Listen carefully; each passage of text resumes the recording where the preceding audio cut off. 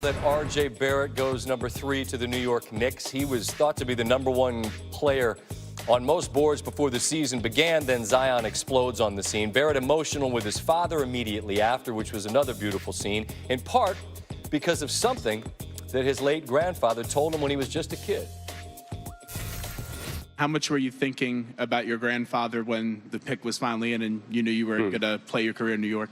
That was crazy. That was one of the reasons why I was crying, because, you know, we used to watch the Knicks growing up, and he'd always tell me that I was going to be a Knick. And, you know, it's sad that he can't be here to see it, but I'm just very happy, man.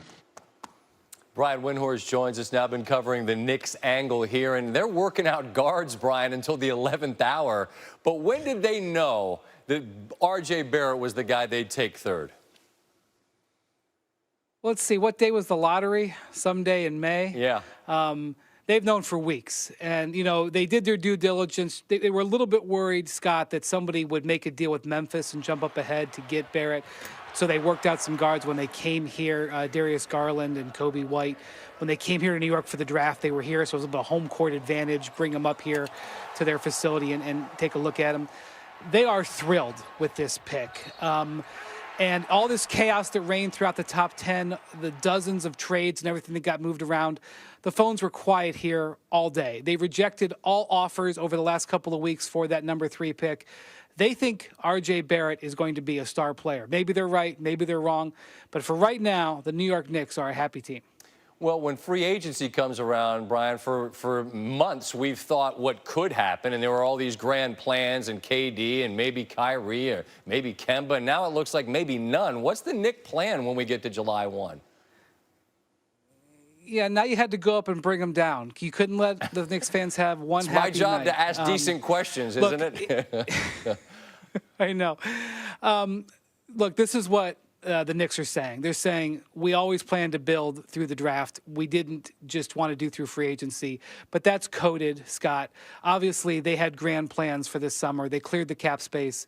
Jim Dolan went on Michael Kay's show and said they were hoping to get free agents. Right now, it looks a little shaky. And to be honest with you, the Brooklyn Nets keep proceeding like they think they're getting not only Kyrie Irving, but a second max player. They made a little move earlier this week when they didn't give an offer sheet to Rondé Hollis-Jefferson.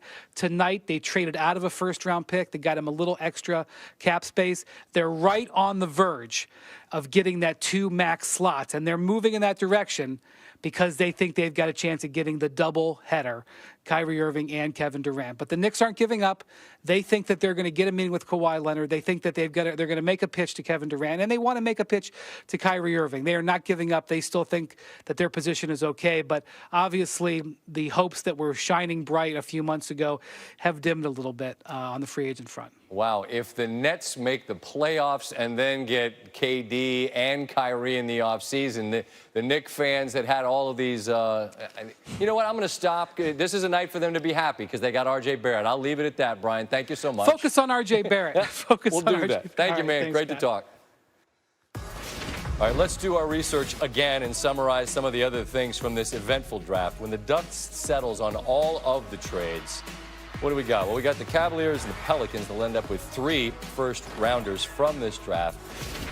Pelicans end up with quite a haul. So do the Cavs.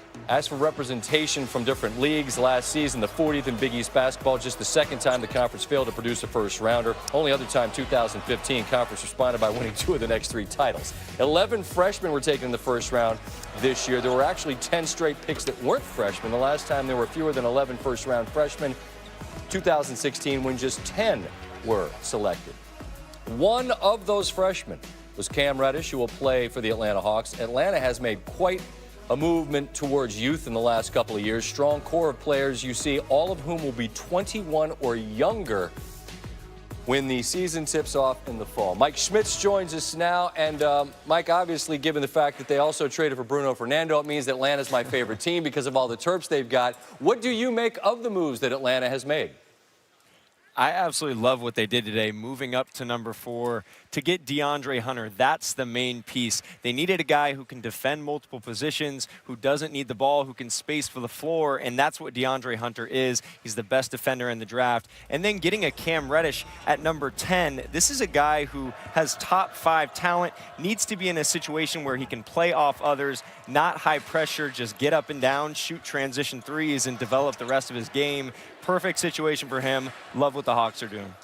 I also get the sense that a lot of people like what Cleveland did, and I don't care about a lot of people as much as I care about your opinion. I just mentioned that haul they've got. Tell me about the Cavaliers and what they managed to accomplish tonight.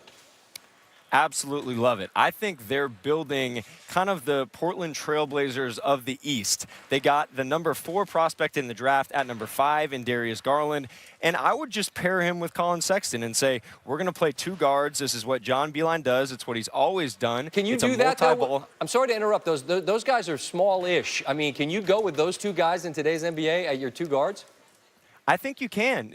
They're not that much smaller than Dame or CJ. Sure, they need to improve as playmakers. There's no doubt about that. But, I mean, with Garland's ability to shoot it with range, I think he can play on it. I think he can play off it. And then just continuing to add big wings around them like a Dylan Windler, 6'8", a better defender than he gets credit for, spaces the floor, and then taking a swing on Kevin Porter at 30. I think it's worth the risk there.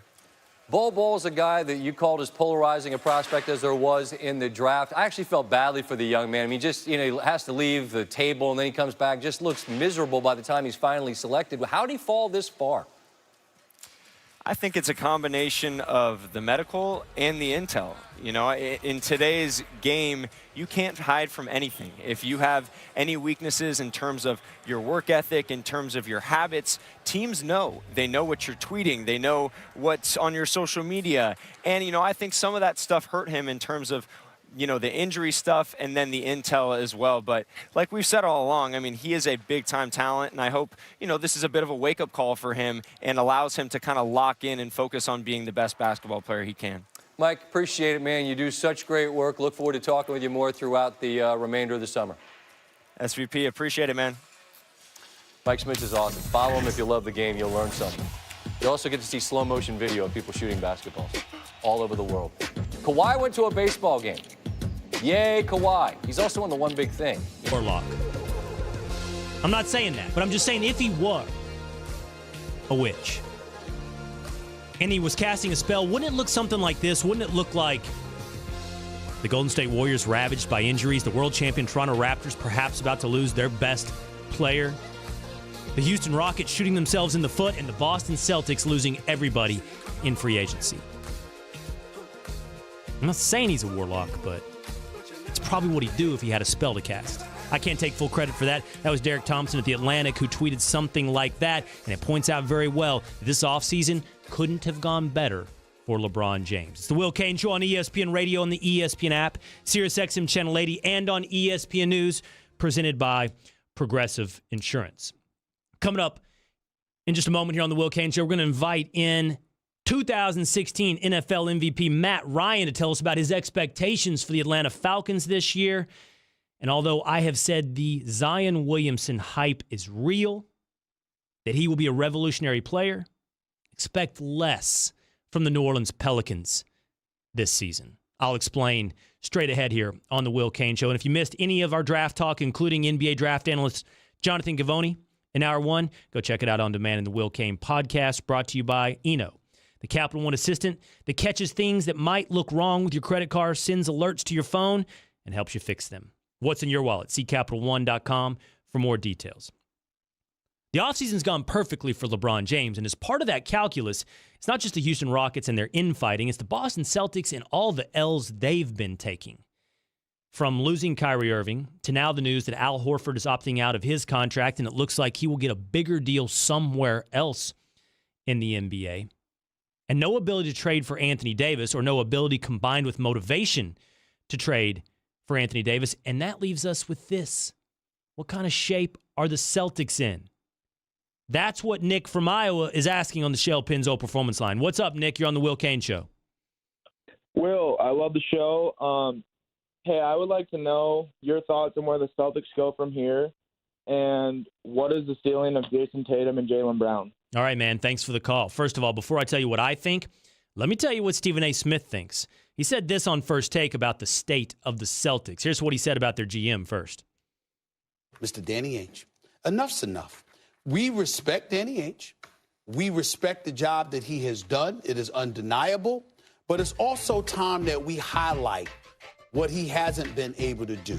He was reluctant, highly reluctant to pull a trigger and to get a deal. He had the assets. He could have gotten a big-time player. Over the last, how many years has it been? Tell me when a championship has been won without a star. Danny Ainge has not pulled the trigger. All right, first of all, I think Stephen A. is being unfair to Danny Ainge here. We talked about this a couple days ago on the Will Cain Show. The Celtics have undoubtedly taken some L's. But what would you go back, given a time machine, and tell them to have done? Trading for Kyrie Irving, number one, was a deal they had to do. Okay? You had to trade for Kyrie Irving. You gave up very little, and you take a gamble on a player like that. Trading for Anthony Davis was thus hampered by the acquisition of Kyrie Irving. You couldn't go at the trade deadline when you could presumably beat the Lakers to a deal with your more impressive assets. You had to wait until the offseason. You had to wait until the summer. And the Anthony Davis camp made it clear, not coming or not staying. It's 1 year and done. In that case, you're giving up Jason Tatum. You're going to go 1 year, 12 months, and lose Kyrie Irving, Anthony Davis, and Jason Tatum all in a 12-month span. No. So what could Danny Ainge have done there? The only real L that he took that you'd want to go back and say, what about this deal? Would have taken the kind of cojones that I have celebrated in Toronto. The reason I give Masai Ujiri and the reason I give the Toronto Raptors so much credit is because I do think it was a risk. I do think it was a gamble. I'm really not here for these Monday morning quarterbacks who want to tell you it wasn't that risky. It wasn't that big a deal. Oh, they topped out with DeMar DeRozan. Oh, this was an obvious deal to make for Kawhi Leonard on a 1 year gamble. That is so easy for everybody to say on a Monday. On Sunday, your butt puckers up and you realize that good is good enough. Most people in the world celebrate or settle for a second round exit in the NBA playoffs. Most people settle for job security. Most people settle for DeMar DeRozan. Don't give me that it was obvious after the fact. That's you pretending like you're risk tolerant when very, very few are. What Masai and the Raptors did for Kawhi Leonard was to be celebrated. Now, should the Celtics have done that? Should they gone in on Kawhi? Sent away whatever it would have taken to send to the Spurs to beat DeMar DeRozan trade? Probably take Jason Tatum. And in retrospect, with a decent shot to keep Kawhi, the Celtics could be in that position the Raptors are in today. It certainly looks good. That's all 2020 hindsight. That's all Monday morning quarterbacking. I can't pinpoint what exactly we should be saying that Ainge did wrong. Stephen A. says he didn't go get a star. He tried in Kyrie. That's what Stephen A. is getting wrong. He tried. He did go get a star. Everybody thought Kyrie was at the time. Now, we all seem to agree he's a 1B. Should he gone in on Kawhi too? Yes, but only with hindsight being perfect. Should he gone in on AD? He couldn't after he went on Kyrie. This is what Stephen A. had to say about the Celtics now, by the way. The reality of the situation is that ain't nobody coming to Boston to play for Danny Ainge. Danny Ainge got to draft him. In most instances, he's got to draft him. That's how he's going to have to build or pull off a trade. And when he pulls off a trade, my God, he knows what he's doing. He knows what he's doing. Nobody's here to sit there and say and cast aspersions on Danny Ainge like he doesn't know what he's doing. We're just simply saying Danny Ainge has been renowned. He's been lauded and praised ad nauseum for, what he's built with the Boston Celtics. But he didn't take him over the hump. And now Al Horford's talking about walking out the door. Kyrie has let them know he's walking out the door. When you look at this team as presently constructed, they're just going to be an average team. And that's more than we expected from Danny Ainge. Danny Ainge doesn't deserve more criticism than he's getting. His project is unfinished, and it is taking a few L's. But we were talking about L's with the Lakers not too long ago. We were talking about they couldn't attract a free agent. I hear you saying, Stephen A., they're not going to attract a free agent. All it takes is one. Maybe not this offseason, maybe the next. They're going to have more cap space with Horford walking out the door, along with Kyrie. They got a hell of a coach in Brad Stevens. They got a young core. And to the caller that asked what I think the top is, I think Jason Tatum is an all-star. That's what his ceiling is. Not much more. I'm not sure he is the absolute best player on a championship team. And I think Jaylen Brown is a hell of a player. I would love to have Jaylen Brown on my team. And I think in the end, the Celtics are going to be a lot better than anybody expects them to be. I think they're going to be all right. Not a championship contender, but don't write them off just quite yet. And certainly don't write off Danny Ainge. All right, coming up, 2016 NFL MVP, Falcons quarterback Matt Ryan is going to join me next on the Will Cain Show on ESPN Radio and the ESPN app. Want to go to this year's ESPYs? How about playing in the Apex Legends Pro-Am event with two big names? Go to ebay.com/ESPN to donate for a chance to win. It all benefits the V Foundation for Cancer Research. Go to ebay.com/ESPN for more information and complete rules. Are the Falcons legit contenders this year? I know one guy who thinks they are, and he's next on the Will Cain Show. Hi, I'm Sage Steele. Coming up tonight at 6 Eastern on SportsCenter, we've got full coverage of the NBA draft hotspots leading up to the #1 overall pick tonight. Plus, could a key call from a Chargers-Chiefs game from last season offer chaos or clarity for the NFL's new pass interference replay rules? And highlights and analysis of Team USA's toughest test yet in the Women's World Cup. SportsCenter with Kevin Nagandi right after PTI.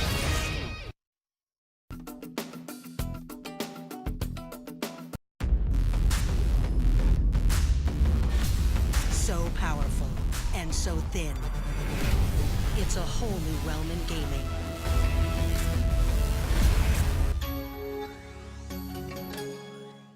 The College World Series continues tomorrow at 2 on ESPN. With the first pick in the NBA draft.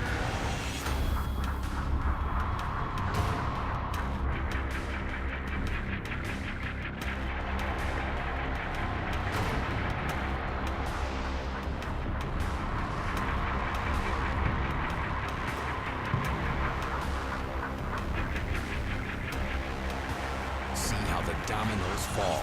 The NBA Draft tonight at 7 on ESPN.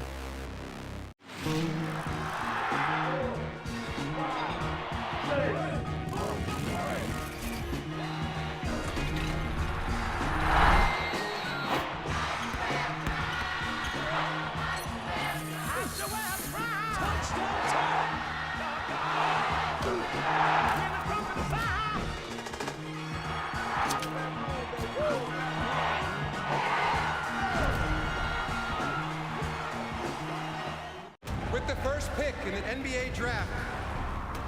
See how the dominoes fall. The NBA Draft tonight at 7 on ESPN.